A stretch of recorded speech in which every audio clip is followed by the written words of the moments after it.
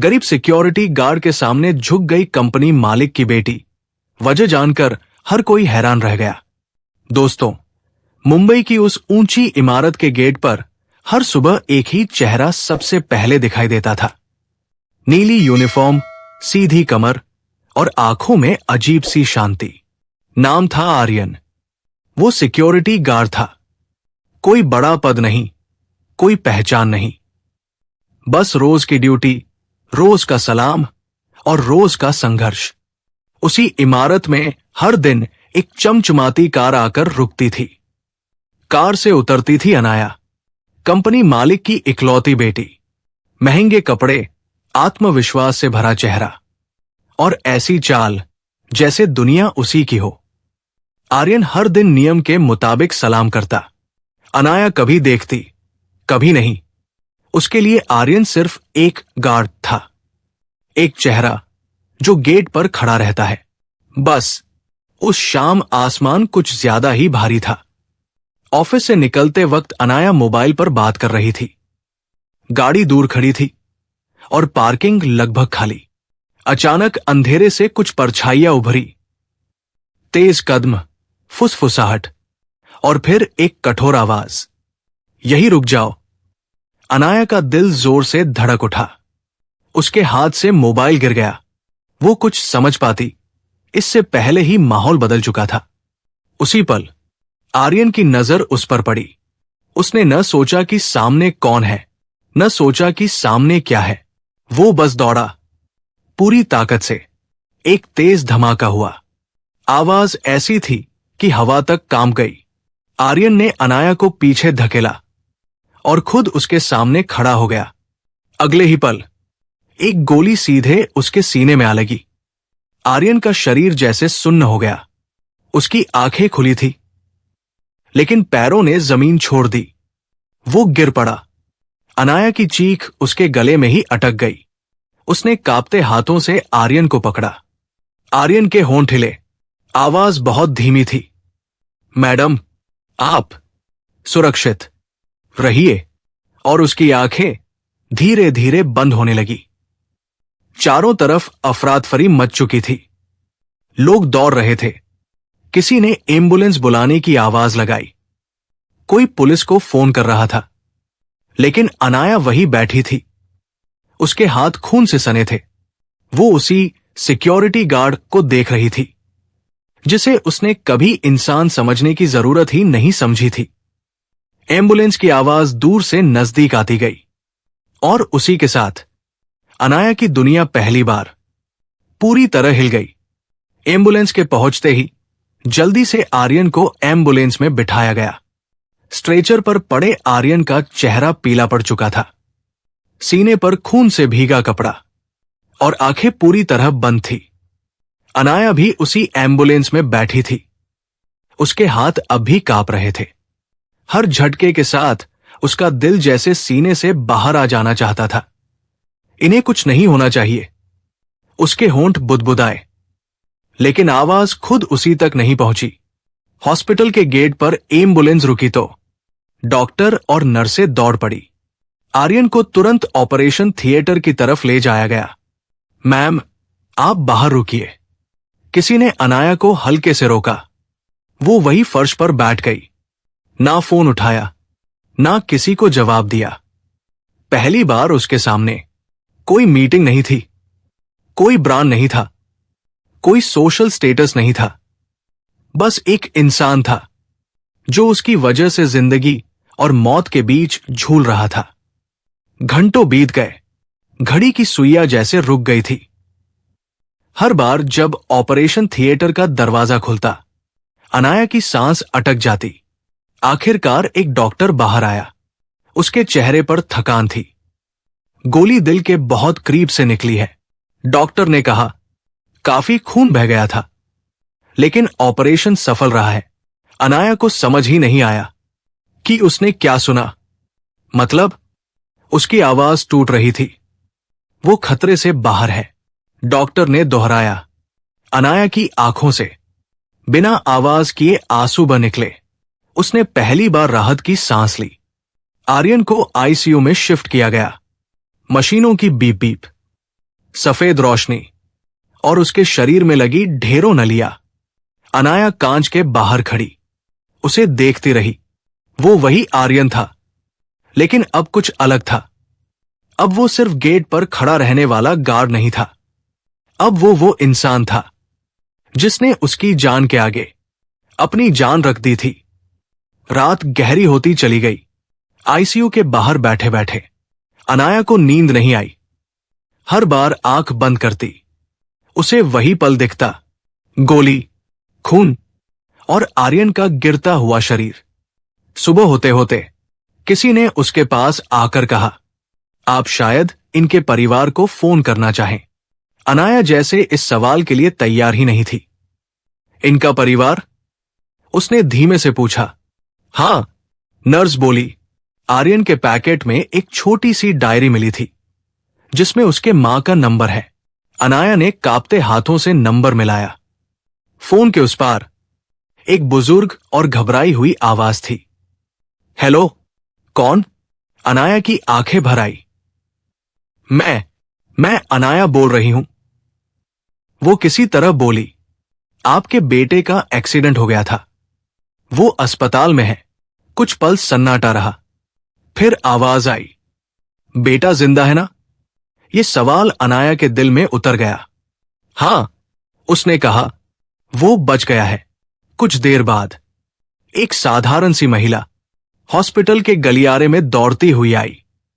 पुरानी साड़ी, घबराई आंखें और हाथ में भगवान की तस्वीर। वो सीधे आईसीयू के बाहर बैठ गई। मेरा बेटा, मेरा आर्यन। अनाया उसे चुपचाप देखती रही। वो पहली बार किसी गरीब मां की आंखों में इतना डर देख रही थी। अनाया ने आगे बढ़कर उस महिला के पैर छुए। महिला चौंक गई।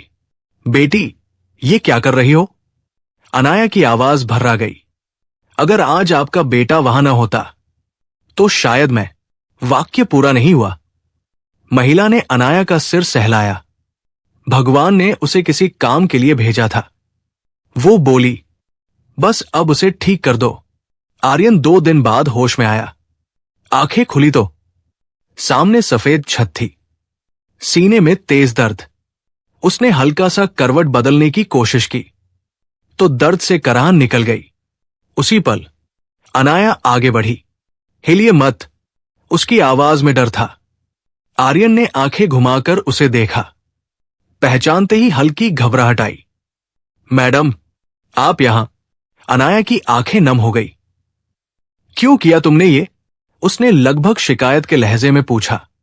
आर्यन ने धीमे से आंखें बंद की। ड्यूटी थी, वो बोला, और इंसानियत भी। अनाया के लिए यह जवाब किसी तमाचे से कम नहीं था। तुम मर भी सकते थे। उसकी आवाज टूट गई। आर्यन ने हल्की मुस्कान के साथ कहा, अगर आप सुरक्षित हैं तो सब ठीक है। अनाया चुप हो गई। उसके पास कोई जवाब नहीं था। दिन बीतते गए। आर्यन धीरे धीरे संभलने लगा। अनाया हर दिन अस्पताल आती, कभी फल लाती, कभी दवाइयां, कभी बस चुपचाप बैठ जाती। उनके बीच ज्यादा बातें नहीं होती, लेकिन एक अजीब सा रिश्ता खामोशी में पनप रहा था। एक दिन आर्यन ने पूछा, मैडम, आप रोज क्यों आती है? अनाया ने उसकी तरफ देखा। काफी देर चुप रही। क्योंकि उसने कहा, पहली बार मुझे एहसास हुआ है कि मैं जिस दुनिया में जी रही थी वो कितनी अधूरी थी। अस्पताल के उस कमरे में अब सन्नाटा नहीं था, लेकिन शोर भी नहीं था। बस 2 अलग अलग दुनिया से आए इंसान एक ही हवा में सांस ले रहे थे। आर्यन खिड़की के बाहर देख रहा था। वहां लोग चल रहे थे, गाड़ियां दौड़ रही थी, जिंदगी अपनी रफ्तार में थी। लेकिन कमरे के अंदर कुछ बदल चुका था। और अनाया अब सोच रही थी, जिस इंसान को उसने सालों तक एक यूनिफॉर्म से ज्यादा कुछ नहीं समझा, आज वही इंसान उसके दिल के सबसे करीब क्यों लग रहा है? आर्यन ने चुप्पी तोड़ी। मैडम, अब आप घर जाइए। आपका यहां बैठना ठीक नहीं। अनाया ने उसकी तरफ देखा। उसकी आवाज में कोई आदेश नहीं था, बस आदत थी। खुद को छोटा समझने की आदत। मुझे अनाया कह सकते हो, उसने बहुत धीरे से कहा। आर्यन चौंक गया। उसने पहली बार उसे बिना पद, बिना हैसियत, सिर्फ एक नाम के रूप में सुना। नहीं, उसने नजरें झुका ली। ये ठीक नहीं है। अनाया कुछ पल उसे देखती रही, फिर खड़ी हो गई। तुम्हें पता है, वो बोली, जब तुम उस दिन मेरे सामने खड़े हुए थे तो पहली बार मुझे लगा कि कोई मुझे इंसान समझकर बचा रहा है, न कि कंपनी मालिक की बेटी समझकर। आर्यन कुछ नहीं बोला, लेकिन उसकी उंगलियां चादर को कसकर पकड़ गई। उसी दिन कंपनी से कुछ लोग मिलने आए। फॉर्मल कपड़े, हाथों में फाइलें और आंखों में औपचारिक सहानुभूति। उन्होंने आर्यन को बहादुर कर्मचारी कहा और एक लिफाफा रखकर चले गए। अनाया ने वो सब देखा। लिफाफे में पैसे थे। आर्यन ने लिफाफा खोला नहीं, बस साइड टेबल पर रख दिया। आप खोलेंगे नहीं? अनाया ने पूछा। नहीं, आर्यन बोला, ये मेरे जख्म का इलाज नहीं है। उस वाक्य ने अनाया को अंदर तक हिला दिया। उसी शाम अनाया अपने घर लौटी। वो घर जहां दीवारें महंगी थी लेकिन संवेदनाएं सस्ती। डाइनिंग टेबल पर उसके पिता बैठे थे। आज ऑफिस नहीं गई? उन्होंने बिना नजर उठाए पूछा। नहीं, अनाया ने कहा, मैं अस्पताल में थी। पिता ने चौंक कर देखा। किस लिए? अनाया कुछ पल चुप रही। एक सिक्योरिटी गार्ड, उसने कहा, मेरी वजह से गोली खा गया। कमरे में सन्नाटा छा गया। तुम्हारा मतलब? पिता की आवाज सख्त थी। उसने मेरी जान बचाई, अनाया ने कहा, और वो अभी भी अस्पताल में है। पिता ने कुर्सी से पीठ टिकाई। तुम्हें वहां नहीं जाना चाहिए। उन्होंने कहा, हम उसे मुआवजा देंगे। अनाया का चेहरा बदल गया। पापा, उसने पहली बार ऊंची आवाज में कहा। वो कोई नुकसान नहीं था जिसका मुआवजा दिया जाए। पिता ने कुछ नहीं कहा, लेकिन उनकी आंखों में नाराजगी साफ दिख रही थी। अगले दिन अनाया फिर अस्पताल पहुंची। आर्यन की मां वहां बैठी थी, हाथ में माला, होठों पर धीमी प्रार्थना। अनाया उनके पास बैठ गई। मां जी, उसने कहा, अगर किसी चीज की जरूरत हो तो। महिला ने उसकी तरफ देखा। बेटी, वो बोली, तू रोज आती है, यही बहुत है। अनाया की आंखें भर आई। उसने पहली बार महसूस किया कि अपनापन पैसों से नहीं आता। कुछ दिनों बाद आर्यन को अस्पताल से छुट्टी मिल गई। डॉक्टरों ने आराम की सलाह दी। अनाया खुद उसे घर छोड़ने आई। वो इलाका उसकी दुनिया से बिल्कुल अलग था। संकरी गलियां, पुरानी इमारतें और सीमित साधन। आर्यन का घर छोटा था लेकिन साफ। दीवार पर एक पुरानी फोटो लगी थी। अनाया की नजर वही टिक गई। ये? उसने पूछा। आर्यन की मां बोली, इसके पापा है, बहुत ईमानदार आदमी थे। अनाया ने फोटो को ध्यान से देखा। चेहरे में अजीब सी पहचान थी। ये पहले भी मेरे कंपनी में काम करते थे। उसके मुंह से अचानक निकल गया। आर्यन की मां चुप हो गई। कमरे में एक भारी सन्नाटा भर गया। आर्यन ने धीरे से कहा, हां, बहुत साल पहले। अनाया को लगा जैसे कोई भूली हुई कहानी उसके सामने खड़ी हो। क्या हुआ था? उसने पूछा। आर्यन ने गहरी सांस ली। सब कुछ ठीक चल रहा था। वो बोला, फिर एक दिन कुछ गलत हुआ और पापा को चुप करा दिया गया। अनाया को अपने पिता का चेहरा याद आ गया। कंपनी की मीटिंग्स, कठोर फैसले और दबा हुआ सच। उसका दिल तेज धड़कने लगा। वो बिना कुछ कहे उठी। मैं कल फिर आऊंगी, उसने कहा। बाहर निकलते वक्त उसने देखा आर्यन दरवाजे तक उसे छोड़ने आया था। दर्द के बावजूद, आराम करो, उसने कहा। आर्यन ने हल्की मुस्कान दी। आप भी, उसने कहा। रात को अनाया को नींद नहीं आई। उसके दिमाग में आर्यन के पिता की फोटो, उसकी मां की चुप्पी और अपने पिता का चेहरा घूमता रहा। उसे लग रहा था कि उसके सामने एक ऐसा सच खड़ा है जिसे वो अब नजरअंदाज नहीं कर सकती। सुबह होते होते उसने एक फैसला लिया। वो तैयार हुई और कंपनी की तरफ निकल पड़ी।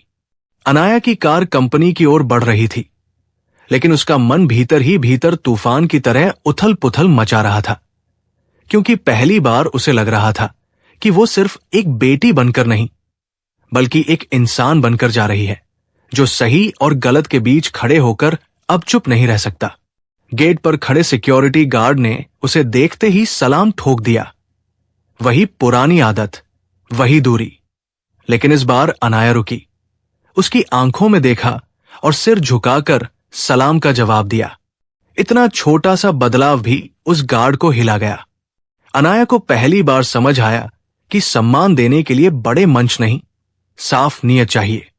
वो तेज कदमों से अंदर पहुंची, उस फ्लोर पर जहां बोर्डरूम था, वही जगह जहां फैसले होते थे, जहां कागजों की भाषा में इंसानों की जिंदगी लिखी जाती थी और जहां कभी किसी के आंसू डेटा बन जाते थे, किसी की चीख रिस्क।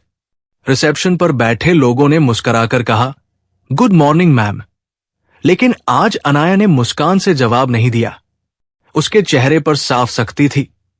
वो आज सिर्फ सुनने नहीं आई थी। बॉर्डरों में उसके पिता बैठे थे, सामने सीनियर लोग, फाइनेंस हेड, लीगल टीम और फाइलें। पिता ने उसे देखा, तुम यहां? तुम्हें आराम करना चाहिए था, कल भी अस्पताल गई थी। आवाज में चिंता कम, नियंत्रण ज्यादा था।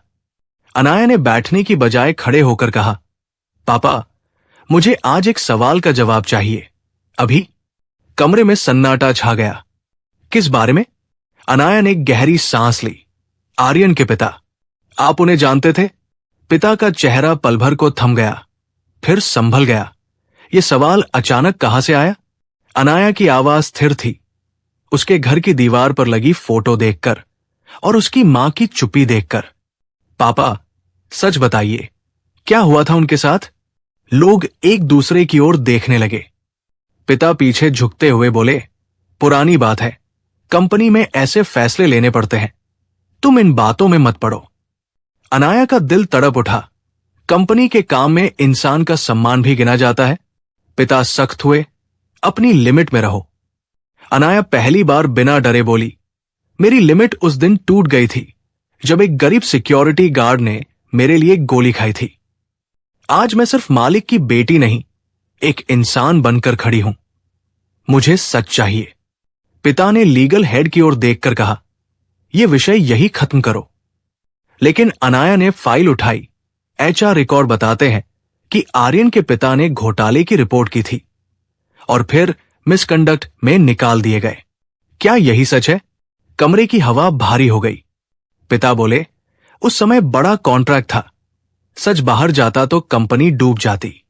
अनाया की आंखें नम हुई, लेकिन आवाज और मजबूत, तो आपने कंपनी बचाने के लिए एक ईमानदार आदमी की जिंदगी तोड़ दी और उसके बेटे को आज उसी गेट पर खड़ा कर दिया। पिता ने टेबल पर हाथ मारा। बस। अनाया भी तेज हुई।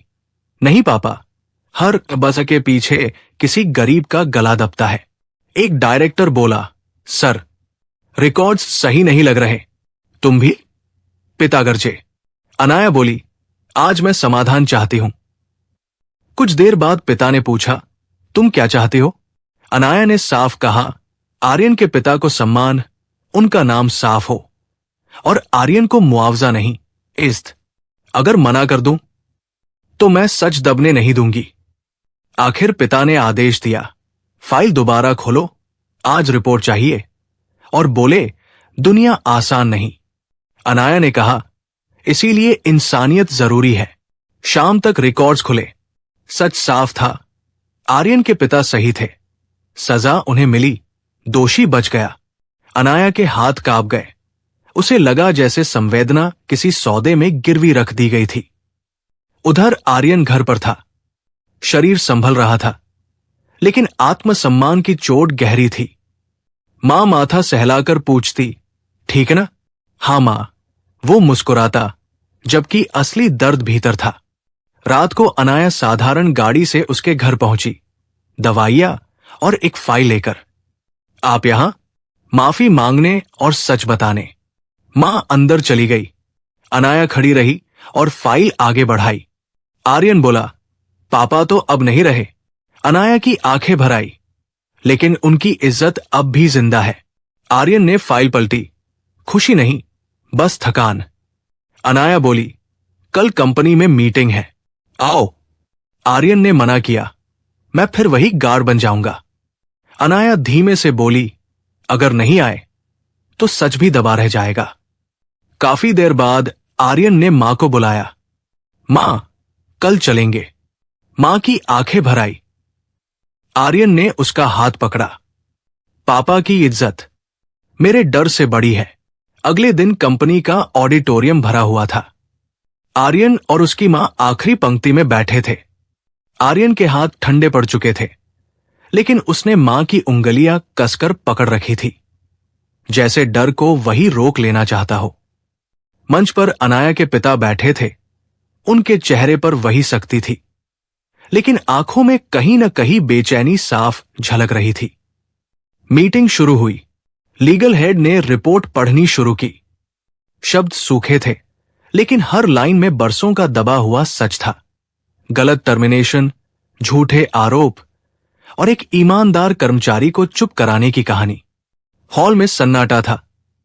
कोई खुसुर फुसुर नहीं, कोई ताली नहीं, बस भारी खामोशी।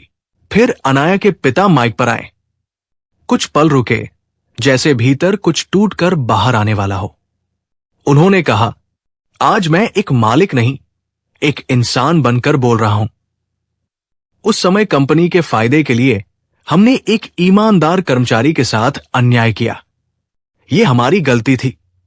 आर्यन की सांसें अटक गई। उसकी आंखों के सामने पिता की याद आ गई। वो पिता जो कभी शिकायत नहीं करते थे, बस चुप रहते थे। अनाया के पिता ने आगे कहा, आज हम उनके नाम को पूरी तरह साफ करते हैं और उनके परिवार से बिना शर्त माफी मांगते हैं। ये कंपनी अब उनके नाम से एक ट्रस्ट बनाएगी, ताकि आगे किसी सच्चाई को दबाया न जा सके। पूरा ऑडिटोरियम पीछे मुड़ा। आर्यन और उनकी माताजी, क्या आप मंच पर आएंगे? आर्यन हिचका। मां ने उसका हाथ दबाया। जा बेटा, मां की आवाज कांप रही थी। आर्यन धीरे धीरे आगे बढ़ा। हर कदम भारी था, जैसे पिता की अधूरी जिंदगी को कंधे पर उठाए चल रहा हो। मंच पर पहुंचते ही अनाया के पिता नीचे उतरे और आर्यन की मां के सामने सिर झुका दिया। माफ कर दीजिए, हमने बहुत गलत किया।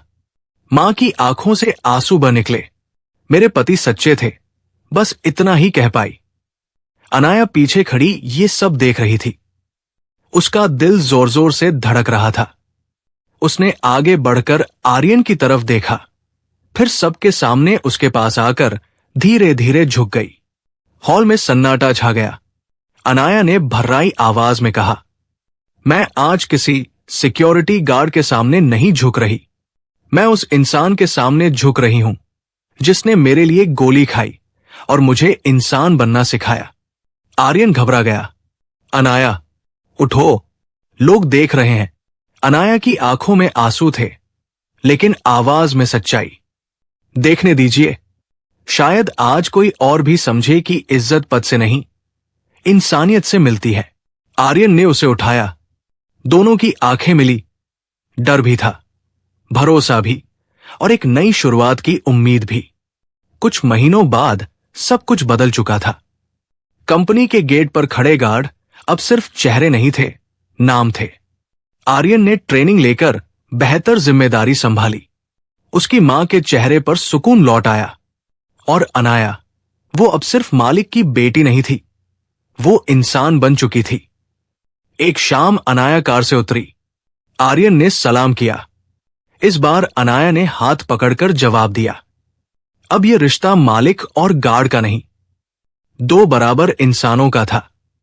दोस्तों, पैसा ऊंचाई दे सकता है, लेकिन इंसानियत नहीं। असली इज्जत वही होती है जो झुक कर दी जाए, और असली प्यार वही जो अहंकार तोड़ दे। लेकिन अगर आप अनाया की जगह होते तो क्या आप भी सच के लिए अपनों के खिलाफ खड़े होते? अपनी राय कमेंट में जरूर लिखें। और अगर ये कहानी आपके दिल को छू गई हो तो वीडियो को लाइक कीजिए, शेयर कीजिए और चैनल स्टोरी बाय एके को सब्सक्राइब जरूर कीजिए। मिलते हैं अगली भावुक और प्रेरणादायक कहानी में, नए किरदारों और नई सीख के साथ। तब तक अपनों का ख्याल रखिए, माता पिता और गुरु का सम्मान कीजिए और हमेशा मुस्कुराते रहिए। जय हिंद, जय भारत।